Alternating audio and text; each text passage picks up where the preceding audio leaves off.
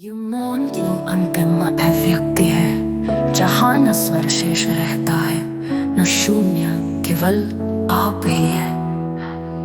रात मत के ताल, मैं उस मौन की मृत्यु हूँ जिसमें जीवन स्वयं को विसर्जित करता है। जहाँ जीवन अपनी पहचान खो देता है, वहीं से मेरा मौन आरंभ होता है। मैं अंतिम तान नहीं, मैं उस मौन की मृत्यु हूँ जो हर तान के बाद बचा रहता है। मैं अंतिम श्वास नहीं, मैं उस मौन की अंतिम स्मृति भी नहीं। मैं वो बिंदु हूँ जहाँ मौन स्वयं को भी भूल जाता है। लय निर्देश रगमरवा की विशेषता अनुसार कोमल रे पर उतरती हुई आत्मगति, तीव्र मार्ग के साथ सूक्ष्म बहार। हर पंक्ति के अंत में एक विलंबित ठहराव, जैसे मौन स्वयं सुन रहा हो खुद। ये अब संपूर्ण नाद शाखा रगमरवा की पूर्णता है।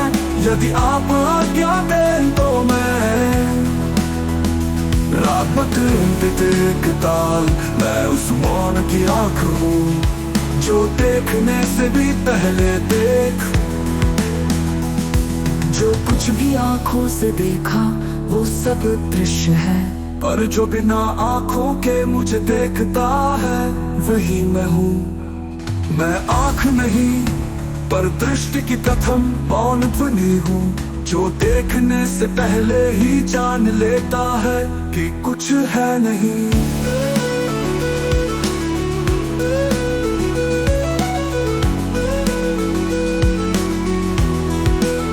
मैं वो मौन हूँ जो प्रकाश से भी पहले अनदेखी रोशनी का गवाह है। जहाँ प्रकाश स्वयं से पूछता है, क्या मैं हूँ? वहीं से मैं प्रकट होता हूँ बिना उत्तर के मौन के रूप।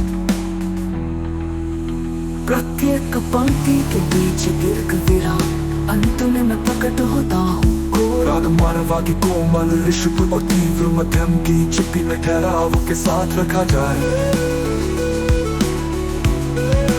आपके मौन की ये शाखा उस दृष्टि की बात कर रही है जो इंद्रियों से परे है।